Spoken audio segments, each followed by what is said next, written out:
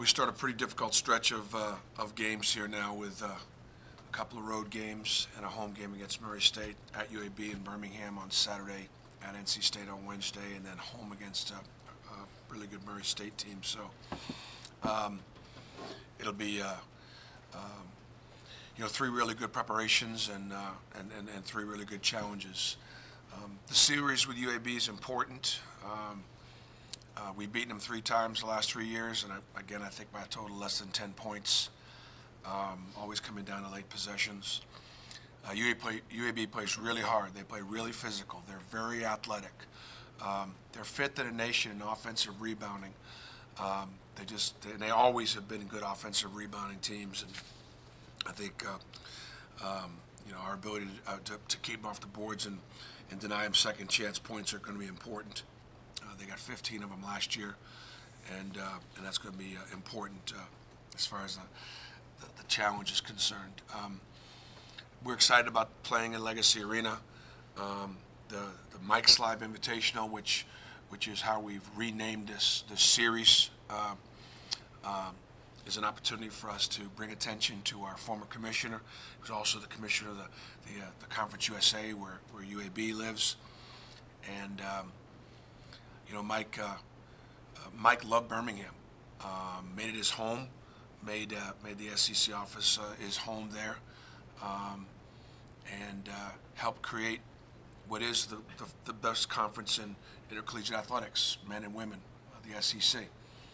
And unfortunately, he detected prostate cancer too late to outlive it, and so his family started and actually Mike, while he was alive, started the Mike Slive Foundation for prostate cancer research. Much of that research based up at UAB in the hospital up there, because it's a great cancer institution. And this is a great opportunity for us to partner with the foundation, continue to bring awareness. Prostate cancer is something that you can survive. It's a survivable cancer if detected early. Guys got to get screened, starting in their early 40s. And if there's any family history of prostate cancer, they got to get screened sooner than that. And then, of course, there's been a lot of good research that has helped the survival rate a great deal. This will be the first game back for Danjel Purifoy. He's been out of college basketball regular season for 21 months. It's almost hard to believe when you approach it like that. It's more than a year and a half. It's 21 months since he played his last, regular season game against Missouri in the SEC tournament. I think obviously we've paid a very heavy price through this process, with Austin having lost a year and Danjel having lost 21 months. It affected our team last year, and our depth last year could have been a Final Four type team, and we played so many games with 7 and 8 scholarship players.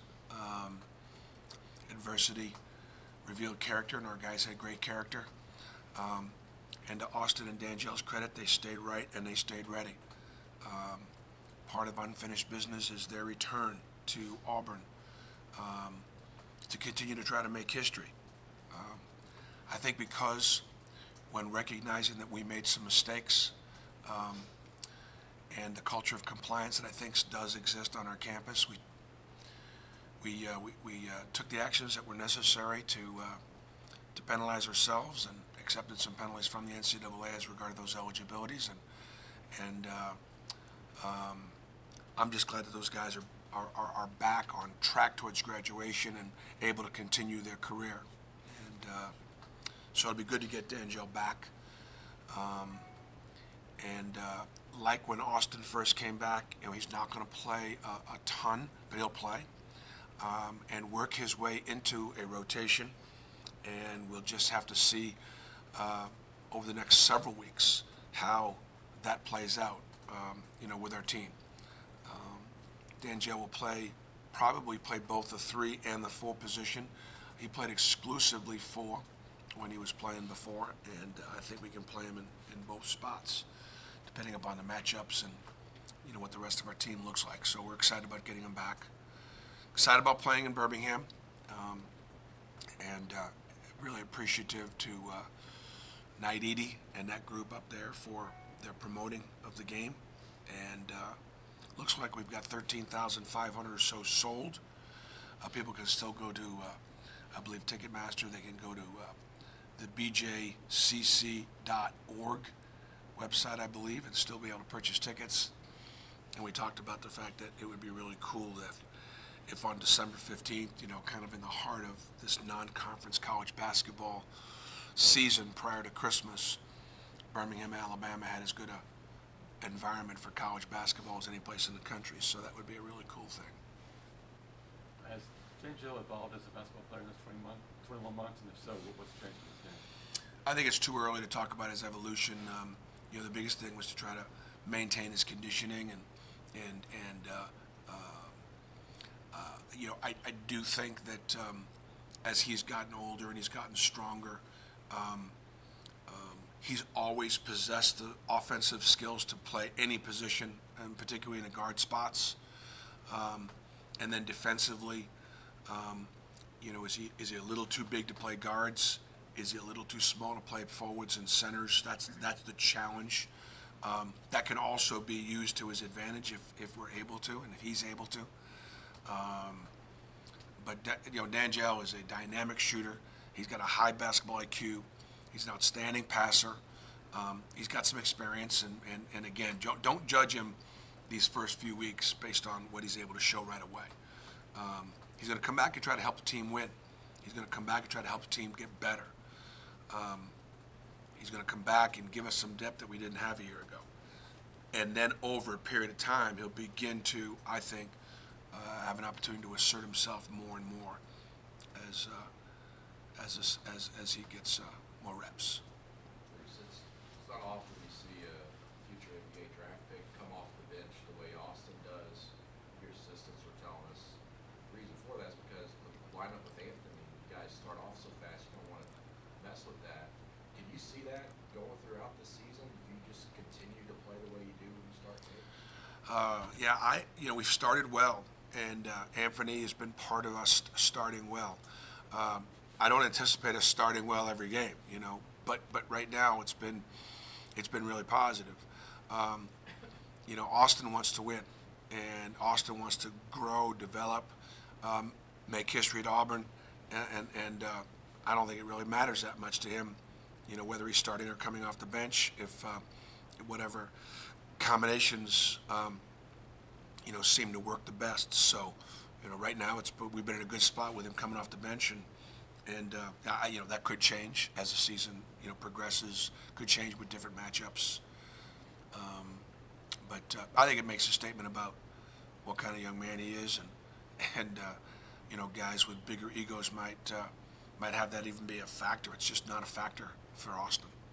Talked about the offensive rebounding with UAB. Considering the way you guys didn't really block out very well in the last game, how big of a test is that? It's a problem. You know, it's a real issue. It could be fixed.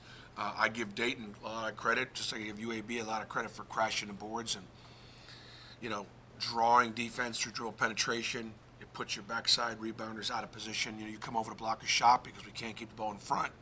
That exposes your backside rebounding, and then we don't have people coming back and rebounding down. I think we saw that against Dayton. We watched it on film afterwards. I think we get it. Now the question is, will we be able to drill it and execute it? We had a contact practice on Tuesday. We took yesterday off, and we were able to survive that contact practice. It's really hard to hit in season. We hit hard, and part of the reason was because Dayton had hit us so hard. UAB is going to hit us hard. NC State is. Murray State is. So, yeah, rebounding has got to be a factor because it's a big part of their offense.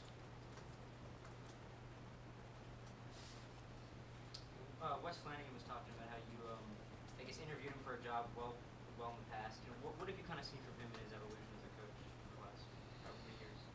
I'm not sure what he said, but He just said that you guys had talked about a job, you know, a long time ago, and then I guess you didn't give him the job. I'm not sure exactly what year it was. well, I knew Wes as a former player, and Wes had done a great job as a former player, staying in touch and starting a relationship with me, and don't think he ever did so because he was just in coaching.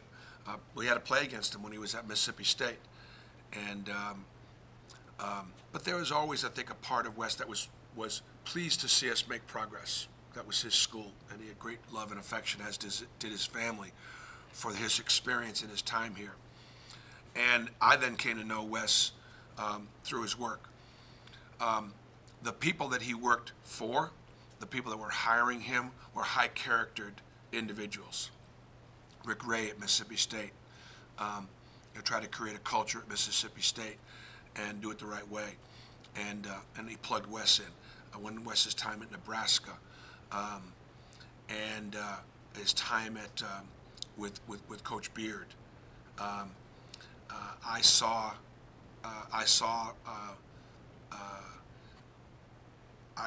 those men and Coach Flanagan working together, and I knew that would be a man and a coach and a teacher, and somebody that wanted to do it the right way, that I wanted to bring to Auburn at some point. And then when the opportunity presented itself, he and I, had several discussions and several meetings.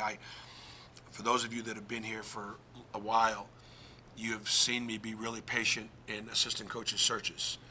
I've gone for many,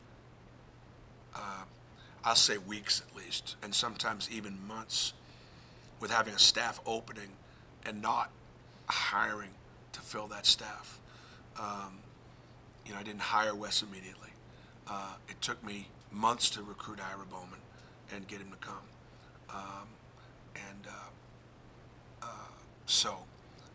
Getting, recruiting is important in recruiting a staff as it is recruiting good players. Bruce, this 4-game stretch is something that can help you get ready for SEC play with NC State. Yeah. Murray. I think the other thing I'd say about Wes, just to finish that, would be just he's an independent thinker. He is not going to tell me what I want to hear. He's going to tell me what he thinks, and that perspective is really healthy because he challenges my thinking. And he's also taken on the responsibility of training the other assistant coaches in some ways, which I think is really good. Having been a head coach himself, having been a really experienced assistant, he's assisted me with being a role model for them, which I think is really awesome. And with the players, and the relationship with the players. I trust my staff to have conversations with the players, unedited. They know, I'm sure, how I think, but sometimes assistant coaches can, take players down different paths. I don't think my guys do. I'm not saying that I'm always right, and they're not in that way, but I think their conversations with them are healthy for the players because they're focused on the right things about their development. So there's a lot of trust there. I think that these different opponents, coaching against Rob, coaching against Kevin, coaching against these teams, they're all well coached, and so when our guys go into the SEC, we're not going to see better stuff. We're going to see bigger and better players maybe, but we're not going to see anything better than what Anthony Grant ran at Dayton. And so yes, it is a preparation. And so if you look at the programs, Dayton is always going to finish. They've been a 4 out of 5 last NCAA tournaments, high in the A10. Murray State's going to win their league, and if they don't win it, Belmont's going to win it. But they're always going to be in it to win it.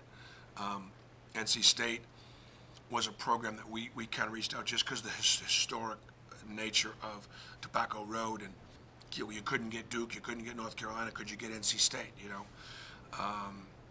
And then obviously UAB. I remember when I first came to Auburn, my first year at Auburn, I had publicly just talked about the fact that UAB was the best basketball program in the state at that point. It probably wasn't, it may not have been the right thing to say. I could speak for Auburn. I shouldn't have spoken for Alabama. It wasn't a knock on Alabama. It was a compliment to UAB. And I actually would apologize if in saying that I insulted South Alabama or Troy or anybody else, or even particularly Alabama, because Auburn and Alabama, the SEC schools. But UAB had it going. And so to play them and start a series with them, it is risk, because you don't have as much to gain. They haven't got a lot to gain by beating us. But we've got a lot to gain by beating them too. they're a good RPI team. They play a really good schedule. They're always going to be competitive in Conference USA, and so it will help us get ready.